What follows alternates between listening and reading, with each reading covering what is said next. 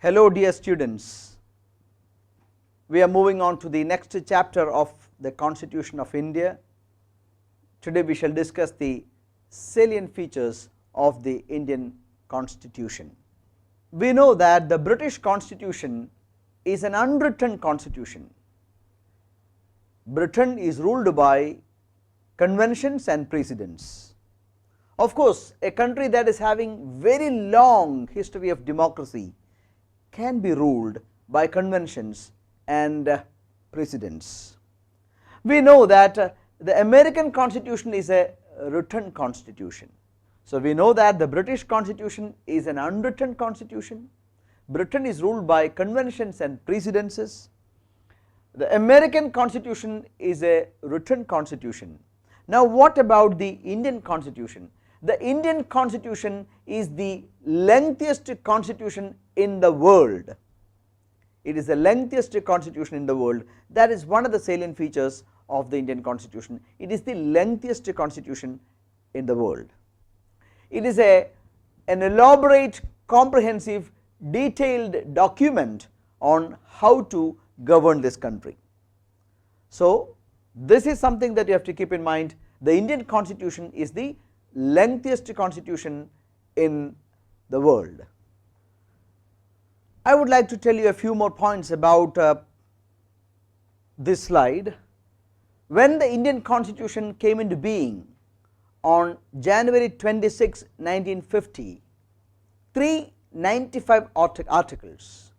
It had 8 schedules. It had 8 schedules. It had 22 parts and it had 395 articles. When the Indian Constitution was enacted, it had 8 schedules, 22 parts and 395 articles. But now, after this many years, the Indian Constitution has got 12 schedules, 25 parts and 465 articles. When it was enacted, it had 8 schedules, 22 parts and 395 articles. But after this many years, as in 2016, the Indian Constitution had 12 schedules, 25 parts and has 465 articles. So that is the situation at the moment after 75 years of its existence, 70 plus years of its existence. Indian Constitution is a result of judicious borrowing from different constitutions of the world. When the Indian Constituent Assembly tasked the drafting committee of the Indian Constitution, the drafting committee learned in detail about different working constitutions of the world. Dr. Bhimrao Ramji Ambedkar, the chairman of the drafting committee, very proudly said that the Constitution of India has been framed after ransacking all the non-constitutions of the world. After ransacking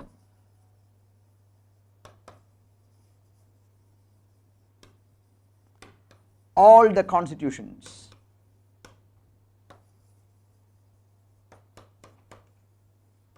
of the world.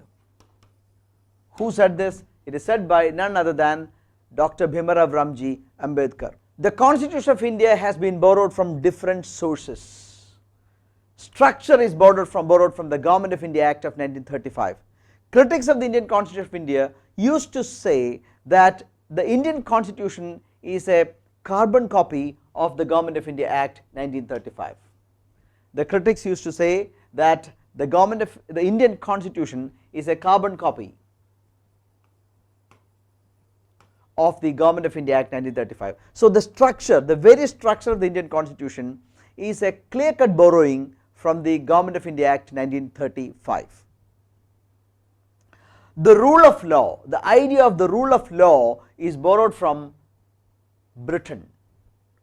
The idea of limited government is borrowed from Britain, the rule of law.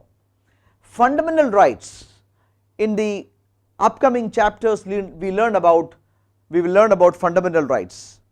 The fundamental rights are borrowed from the United States of America, the Bills of Rights.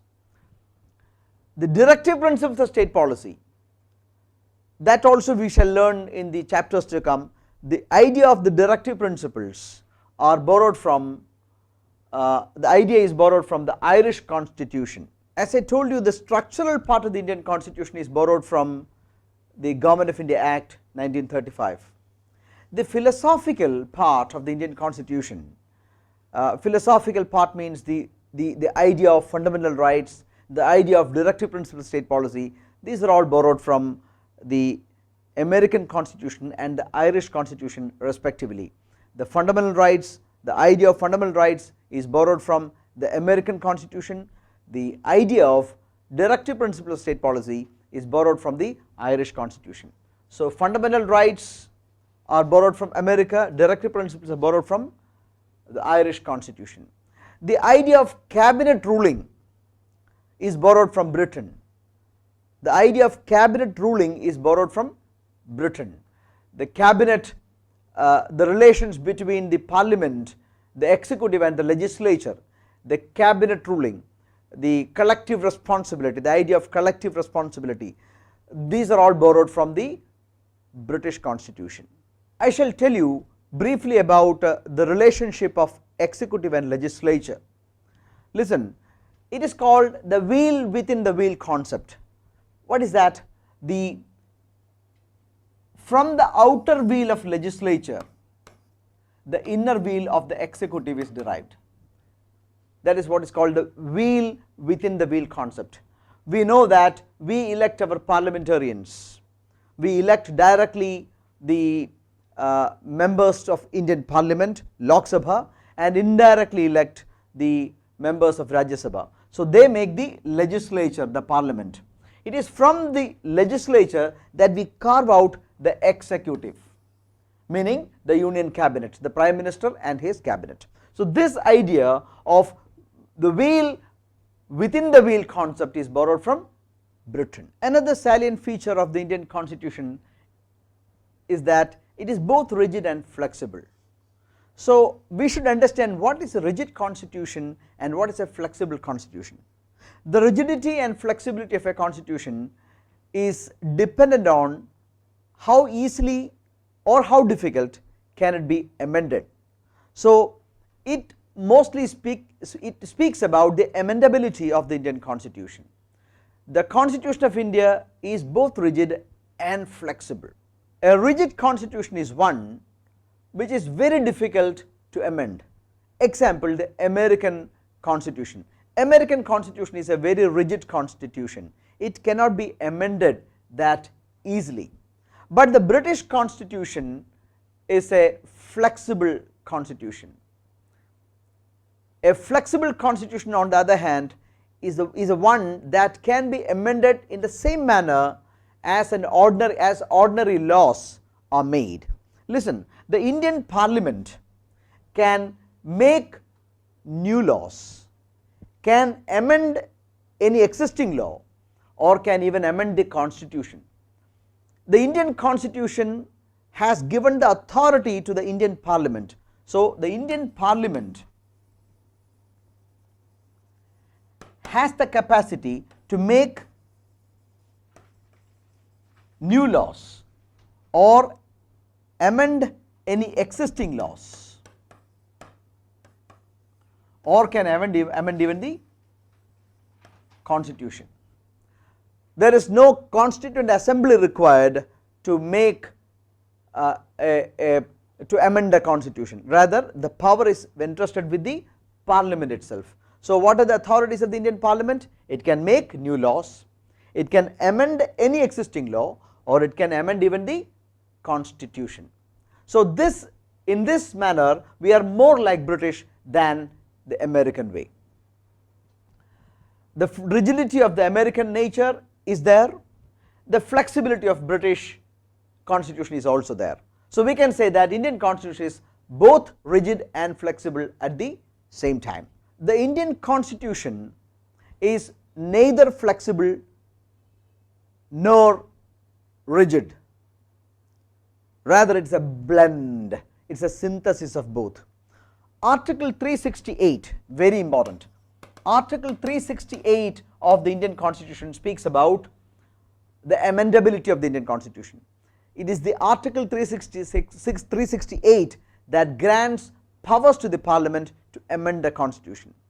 Some of the provisions of the constitution can be amended by a special majority of Parliament. It requires a special majority of Parliament. What is meant by this special majority? Special majority means 2/3 majority of the members of each house present and voting. That is what is meant by special majority. It requires special majority or 2/3 of the members present and voting, a majority which is more than 50%, and the total membership of each house. Some provisions can be amended by a special majority of Parliament, that is 2/3 majority of the members of each house present and voting, and a majority means more than 50% of the total memberships of each house. So two things are to be followed. One, a majority will be there of each house, total members of each house. Two, 2/3 majority of members of each house present and voting. So that is a kind of a special majority. So to amend some of the provisions you require special majority. Listen, I shall tell you, Article 368 empowers the Parliament to amend the constitution. To amend some of the provisions of the constitution you require a special majority. What is special majority? I have already told you. Some provisions of the constitution can be amended by a special majority of the Parliament with ratification by half of the states. For example, the recent GST, the recent implementation of GST. We know that GST came into effect on July 1, 2017. So the Indian Parliament alone could not amend the laws because it related to the authorities of the state.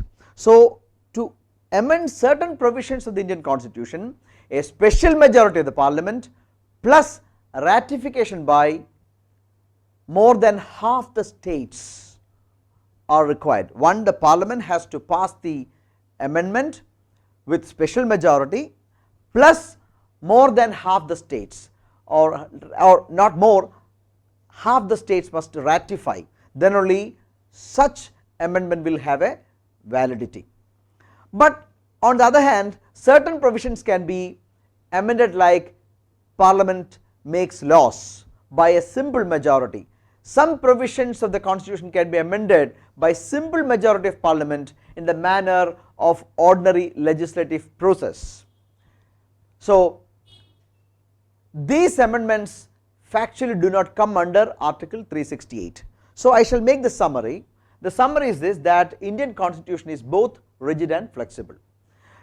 Article 368 of the Indian Constitution speaks about the amending authority of the Indian Parliament. We do not require a Constituent Assembly to amend the Constitution, rather the Indian Parliament is empowered to amend the Constitution as per Article 368. Some of the provisions of the Indian Constitution can be amended only with a special majority, which I have already mentioned, 2/3 of the members present and voting.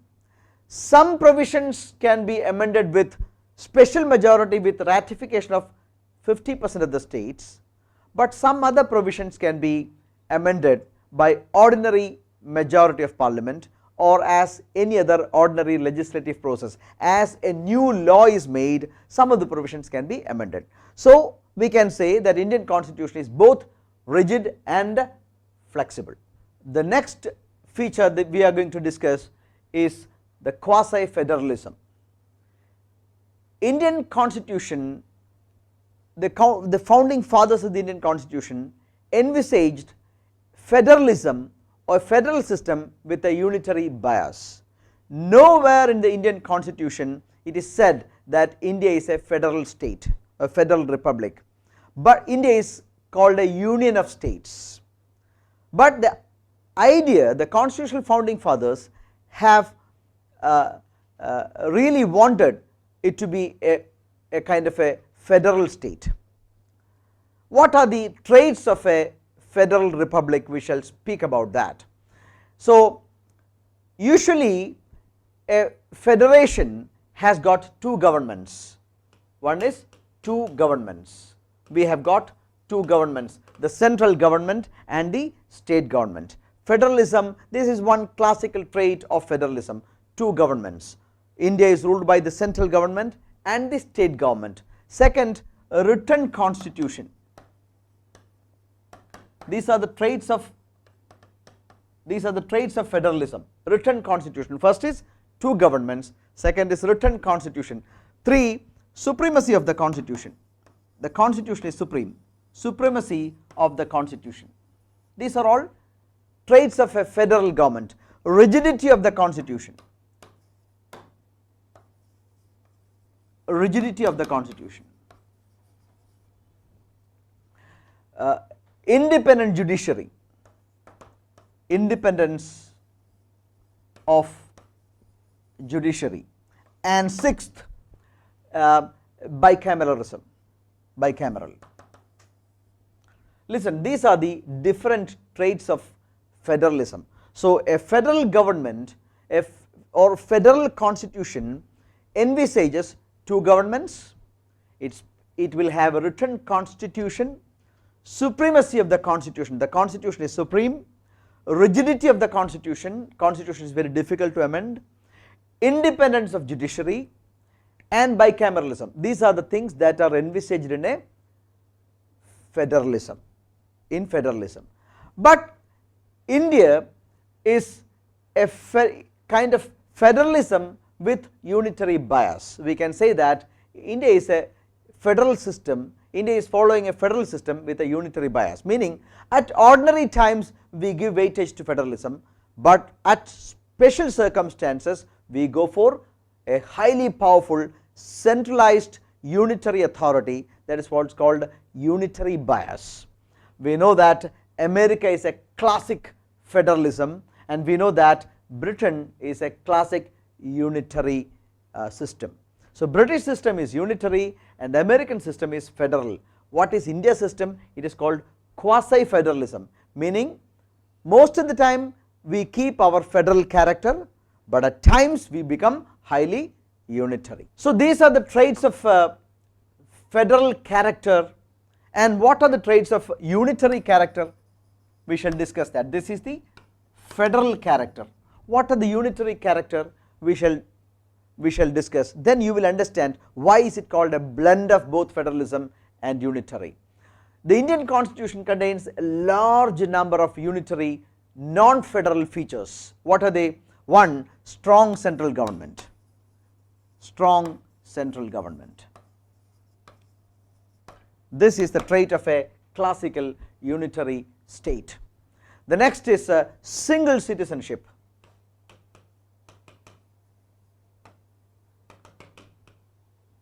Single citizenship. We know that in India we have got only one citizenship, we are all Indians.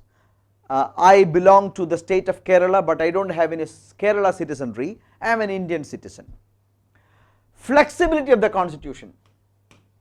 Flexibility of the constitution. The flexibility of the constitution. Listen, here it is rigidity. The unitary government speaks about flexibility of the constitution. Integrated judiciary.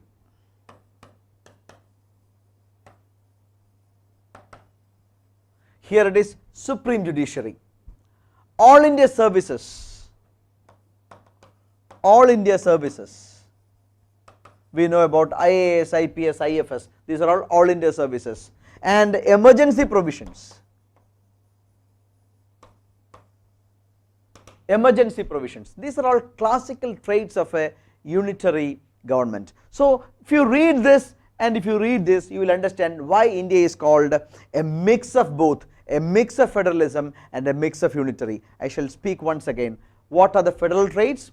Two governments, which we too have, written constitution, which we too have, supremacy of the constitution. Yes, constitution is a very powerful document in India. Rigidity of the constitution, in a way Indian constitution is rigid also, but not supremely rigid. Independence of judiciary, we know that our Supreme Court is a very powerful authority. Bicameralism, yes, we have got bicameralism, but look at here, in America there are dual citizenship. An American is a citizen of the American federal state and the American state. A Californian, a person from California has got two citizenship. He is a citizen of the California state, he is a citizen of the United States of America. But here in India we do not have dual citizenship, we have got only one single citizenship. We are all Indians and that is our citizenry. So strong central government, flexibility of the constitution, yes, some provisions of the constitution can be easily amended. Integrated judiciary, we know that we have got a judicial system which is highly integrated. We have got the Supreme Court, the High Courts and the lower courts. All India services, all India services means the civil service, the IPS, IAS, IFS are all India services. These are all cannot be seen here in the true federal setup, but this is a classical trait of a unitary state. And emergency provision, we know that under Article 356 of the Indian Constitution, the state government can be dismissed. Under Article 356 of the Indian Constitution, the central government can dismiss a democratically elected state government, but this is unthinkable in United States. American president cannot dismiss the Californian governor from authority, it is unthinkable, but in India it is possible. So that shows the strength of the central government. So Indian Constitution envisages a federalism with unitary bias. It is neither completely federal nor is it completely unitary. I think the picture is very clear to you. Listen, nowhere in the Indian Constitution it is written that India is a federal state, rather India is a union of states. India is a union of states. Article 1 of the Indian Constitution describes India as a union of states. This implies two things. One, that Indian Federation, the Indian Union, Indian Federation is not a result of an agreement between the states. There is no agreement that Kerala will join India, Punjab will join India. It is not an agreement or it is not a consent. Two, any state, no state has got the authority to secede from the federation. But in America, it was a consent of the states that resulted in the United States of America, the American Federation. American Federation is made up of the consent of the American state. A particular state can even secede from the United States of America, but in India, the Indian Constitution does not confer the authority to the state to secede from the Indian Federation. So for two things we can say that India is a union of states and not a federation of states.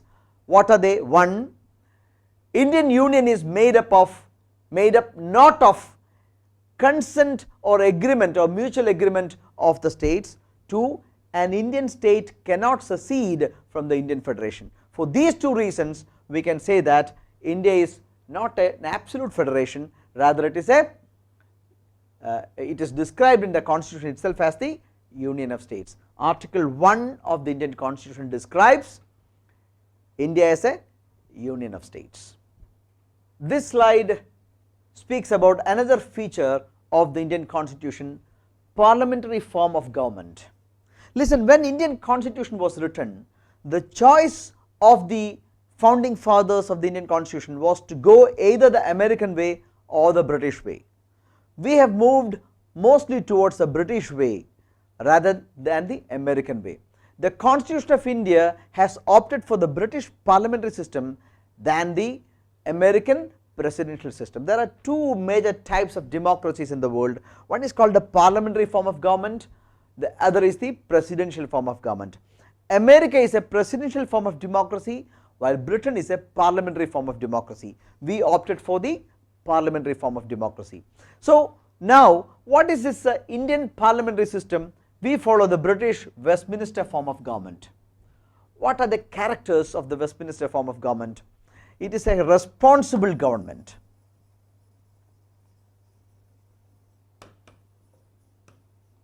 The idea is called collective responsibility. The idea is called collective responsibility. The Indian government, the Indian executive, the government is collectively responsible to the Lok Sabha. Collectively responsible to the Lok Sabha. We know that it is to Lok Sabha that we send our direct representatives. Our direct representatives are sent to the Lok Sabha. So how long can a government remain in power? Only so long as it enjoys a majority in the Lok Sabha. So a government can remain in power, the central government can remain in power only so long as it enjoys a majority in the Lok Sabha. That is what is called collective responsibility. That is what is called the cabinet is collectively responsible to the Lok Sabha. Cabinet government. Cabinet government. What's the role of the Indian cabinet?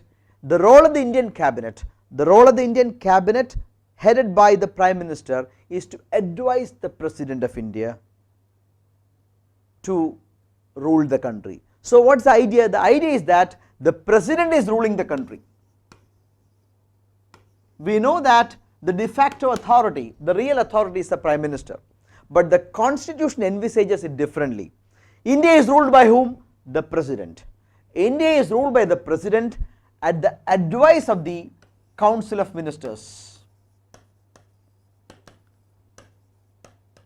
headed by the Prime Minister. So Prime Minister functions as a link between his Council of Ministers and the President. So Prime Minister is advising the President. The Council of Ministers headed by the Prime Minister advises the President to rule the country. That is why the President of India says it's my government, my government. So Prime Minister is the head of the government while President is the head of the state. So who is the head of the state? The President of India. Who is the head of the government? The Prime Minister. So Prime Minister, who heads the Union Council of Ministers, advises the President. That is what the Indian Constitution envisages. So British Prime Minister and his cabinet advise the British Crown. There it is hereditary crown. Here the Indian President is an elected President. India is a republic. We shall briefly discuss the parliamentary form of government. What are the different features of parliamentary form of the government? I have enumerated most of them. I shall write down one by one. One, presence of nominal and real executive. Who is the nominal executive? The President. The President is the nominal executive, and the Prime Minister is the real executive. President is the nominal executive, Prime Minister is the real executive. The second is majority party rule.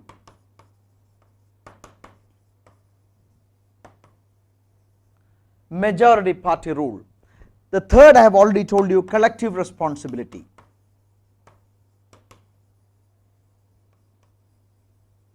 What is meant by collective responsibility? I have already told you.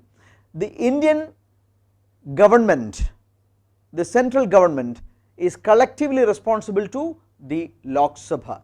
The executive, the union executive, is collectively responsible to the legislature. Which arm of the legislature? The Lok Sabha. Meaning the government in power must have a majority in the Lok Sabha. It need not have it is not necessary that the government in power has got a majority in the Rajya Sabha. If the government in power does not have a majority in Rajya Sabha, sometimes the government may struggle to pass a law, but it can remain in power. Even if the government in place, government in power loses majority in the Rajya Sabha, it need not resign. But if the government of the day loses majority in the Lok Sabha, it has no option but to resign. That is what is called collective responsibility. So the next, our legislative members, our parliament members become the ministers. So executive, meaning the ministers, the prime minister, etc., are members of the parliament. What is the rule? I can be made a minister, but within 6 months I should become a member of parliament. So it is from the parliament that executive is carved out. Fifth one, the supremacy of prime minister. Supremacy of the prime minister. The British idea is that in Britain, prime minister is only the first among the equals. Prime minister is only the first among the equals. That is the idea, British idea. The prime minister of Britain is only the first among the equals. But in India, it is very clear that prime minister is the real authority. The prime minister is really supreme in his cabinet. Now the sixth character is dissolution of Lok Sabha. Dissolution of Lok Sabha. We know that Lok Sabha is not a permanent body. The Lok Sabha gets dissolved every 5 years. But Rajya Sabha is a permanent body. Rajya Sabha does not get dissolved. It is a permanent body. We shall learn in detail about the structure of Lok Sabha, the structure of Rajya Sabha later. So the slide is very properly discussed. I hope you have got a good idea about the parliamentary form of government. This is another feature of the Indian Constitution: parliamentary sovereignty and judicial supremacy rightly blended. It is a synthesis of parliamentary sovereignty and judicial supremacy. So let us check. British Parliament is sovereign. In Britain, the Parliament is sovereign, but in India, people are sovereign.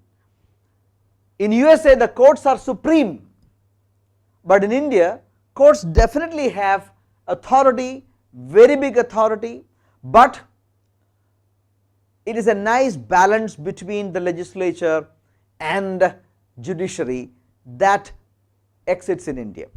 The doctrine of sovereignty of parliament is associated with the British Parliament. Parliamentary sovereignty is a British concept, while in America it is a Supreme Court of America which is really supreme. It is a Supreme Court of America which is supreme. Look, in USA the courts are supreme, in Britain the parliament is sovereign. But Indian parliamentary system differs from the British system. Indian parliamentary system differs from the British system in the sense that in India the parliament is not sovereign, and the scope of judicial review and all we shall learn in detail later. The judicial review authority of the Indian courts is narrower than the scope of judicial review available in United States of America. I think the slide is clear to you. British Parliament is sovereign. In India the Parliament is not sovereign. Sovereign means there is no authority above that. Indian Parliament can make any law, but it cannot make any law in the real sense. It cannot make any law which is anti-constitutional. So it is not supreme. But in Britain it is supreme, the Parliament is supreme. The judicial review is available for the Indian higher courts like High Courts and the Supreme Court, but that is also not final.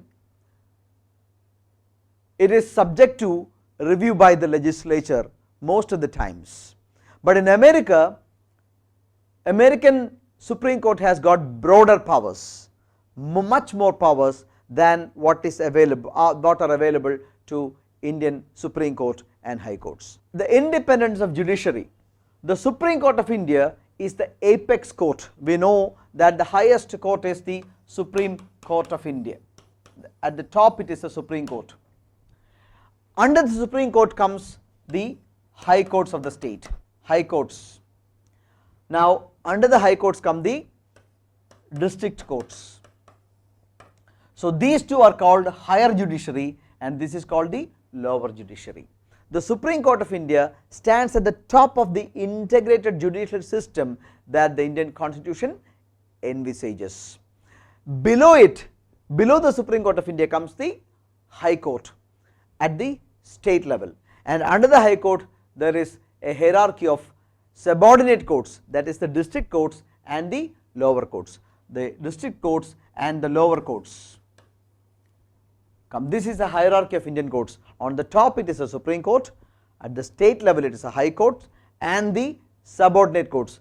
Both Supreme Court and High Courts are called higher judiciary, and the lower judiciary means the district court at the district level and the subordinate courts. Another feature of the Indian Constitution is that it guarantees fundamental rights.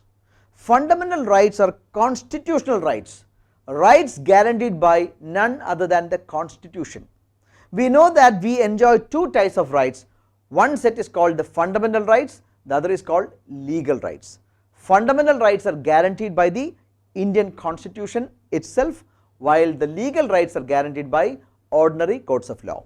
Article 12 to Article 35 speak about different fundamental rights. We shall discuss in detail as a special chapter the fundamental rights. So I am not elaborating much, just understand that the Indian Constitution guarantees us certain fundamental rights. Nobody can infringe upon our fundamental rights. Directive principles of state policy. I told you that the concept of directive principles is borrowed from the Irish Constitution. It is from the Ireland's constitution, the Irish Constitution, that the directive principles of state policy is borrowed. Dr. Bhimrao Ramji Ambedkar said that the directive principles are novel features of the Indian Constitution. So who said it? It is said by Dr. B.R. Ambedkar. Dr. Ambedkar said the directive principles are the novel features of the Indian Constitution. Of course, we shall discuss in detail the directive principles of state policy. We shall learn it as a special chapter, so I am not elaborating much in this class. Another feature of the Indian Constitution is the fundamental duties. Fundamental duties are 11 in number, incorporated by the 42nd Constitution Amendment Act of 1976, meaning when Indian Constitution was written there was no fundamental duties mentioned, but it was enacted through the Constitution Amendment Act, the 42nd Constitution Amendment Act of 1976, and how many in number? 11 in number. It is included in the Part 4, Article 51A of the Indian Constitution. So we shall discuss the fundamental duties also on a later stage. Now we shall briefly discuss other features of the Indian Constitution one by one. It envisages a secular state, universal adult franchise, single citizenship, emergency provisions, and three-tier government. We shall discuss one by one. India is a secular state. We know that Pakistan is an Islamic state. We know that Israel is a Jewish state, but India does not have an official religion. That is why India is called a secular state. So why is India secular? We do not have an official religion. We do not have an official religion. That is why India is called a secular state. The Constitution of India stands for a secular state. It does not uphold any particular religion as the official religion of the state. The term secular was incorporated into the Indian Constitution by the 42nd Amendment Act. 42nd Amendment Act of 1976. It is through the 42nd Constitution Amendment Act of 1976 that the word secular was incorporated in the Constitution. So, why is India called a secular state? We do not have an official religion. The second point is universal adult franchise. Who in India has got the voting right? Originally, anybody who attained the age of 21 years could vote. Indian Constitution adopts universal adult franchise as a basis for elections to both Lok Sabha and state legislative assemblies. Presently, every citizen who has attained the age of 18 years is the voting age. 18 years can vote to both the Lok Sabha and state legislative assembly elections. It was in 1989 through the 61st Amendment, Constitution Amendment Act, that the voting age was reduced from 21 to 18. So, in 1989 through the 61st Constitution Amendment Act, the Act of 1988, the Act was in 1988 and the effect came into being on 1989, that the voting right age was reduced from 21 to 18 years. Single citizenship.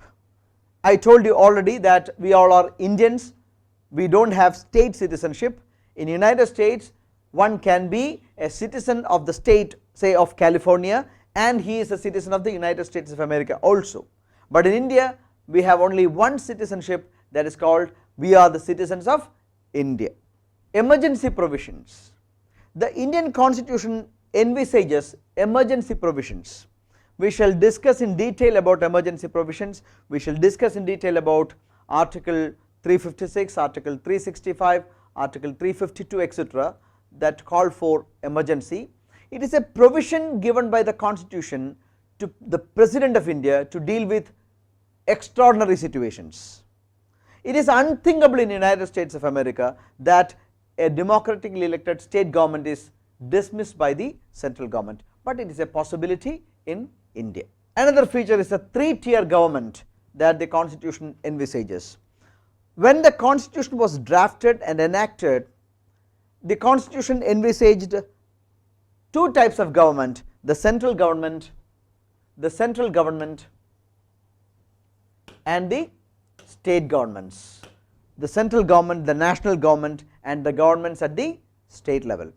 But through 73rd and 74th Constitution Amendment Act, they are the Panchayati Raj Act and Nagarpalika Act, we have got local bodies, the Panchayat, the corporation, the municipalities. So, now we have got a three-tier government, central government, state government and the local bodies. I shall tell you once again that when the Constitution was drafted and enacted, it envisaged only two-tier governments, the central government and the state governments, but through the Panchayati Raj Act, the 73rd Constitution Amendment Act, which is popularly known as the Panchayati Raj Act, and the 74th Constitution Amendment Act, the Nagarpalika Act, the local bodies are also a part of our governmental system. So, I think it is clear to you. My dear students, thank you very much. I have given you a broad idea about the Constitution, the salient features. On this we shall build. Through these sort of lectures and notes that I supplement, I am sure that you will get a good idea of the Constitution. Through the other side, I shall provide you a lot of questions on Constitution. So, that sort of learning through questions and systematic learning through videos, you will find a meeting point at some point of time. We shall meet again with another chapter, very important chapter of the Indian Constitution. Till then, goodbye.